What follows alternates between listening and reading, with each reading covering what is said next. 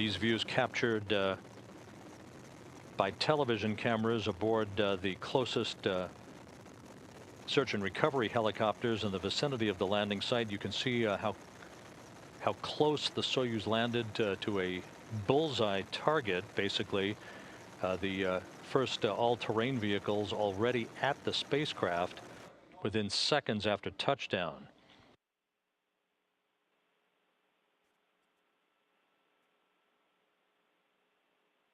An excellent view in this replay of the soft landing engines firing just a split second before touchdown to help buffer the initial impact of the landing under the main chute of the Soyuz, and one of the Russian Mi-8 helicopters landing within seconds thereafter to begin the process of the recovery of the crew.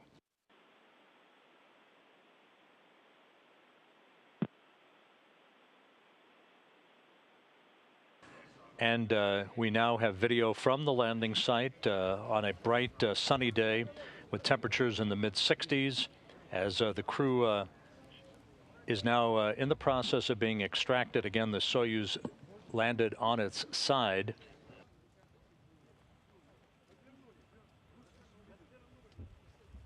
That should be the commander of the Soyuz, Alexander Samokutyaev. Yes, indeed it is.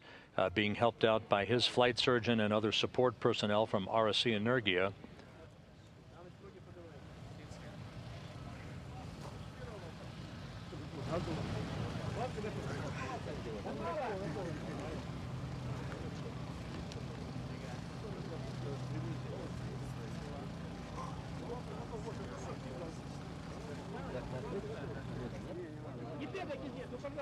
By the side of the Soyuz capsule is NASA Public Affairs Officer Josh Byerly. Josh, tell us what you're seeing there. We're sitting here watching these crews out here work as efficiently as they typically do, trying to get these crew members out of here. As you talked about, they've got one out. Samokutyaev is out there working on getting Ron Garan Vorosenko out of the capsule. It looks like they're pulling out yet another crew member as we watch. And that would be Ron Garan flashing a big smile as he's extracted. And we mentioned before, Josh, that sometimes landing on its side would tend to slow down the extraction of the crew a bit, as opposed to back in May when Dmitry Kondratiev, Katie Coleman, and Paolo Nespoli landed upright and were extracted in the preferred manner. We can see Dr. Steve Gilmore there, one of the flight surgeons, but Ron Garan looks to be in good shape.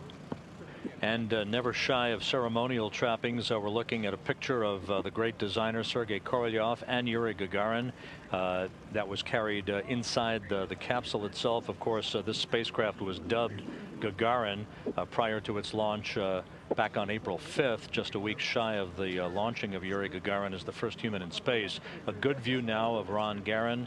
He looks to be in very good shape, smiling broadly, and you probably have a better view than we do, Josh. What are you seeing? Yeah, he looks to be in great shape. You know, it's always amazing to see these astronauts and cosmonauts come back to Earth after being up there for 6 months. And, you know, I think it says a lot about how the International Space Station program and our international partners have worked to keep these crew members in shape while they're up there on orbit. I think quite a bit has been learned about how the human body reacts to being up there for that long. And you can see how well these crew members now come back to Earth and how well they feel. You can see that some of those precautions and those efforts that we take with our crew members are working. And Josh, as you're speaking, Andrei Barasenko now in his reclining chair. So all three crew members are out of the Soyuz, appearing to be in very good shape.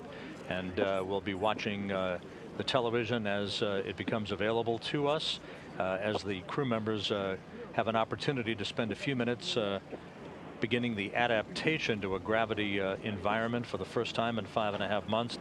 It was a textbook evening in terms of all of the activities, the crews saying farewell to one another up on orbit, the undocking of this Soyuz spacecraft several hours ago, and of course the deorbit burn and all the activities associated with the module separation, the deployment of the parachutes.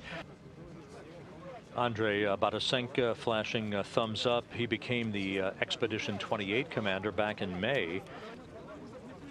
And now the recovery teams are beginning to carry the crew members in their respective chairs a few yards, as Josh Byerly indicated, to this inflatable medical tent, where they will be assisted out of their Sokol launch and entry suits into more comfortable clothing, and eventually to board the helicopters for the flight back to Karaganda.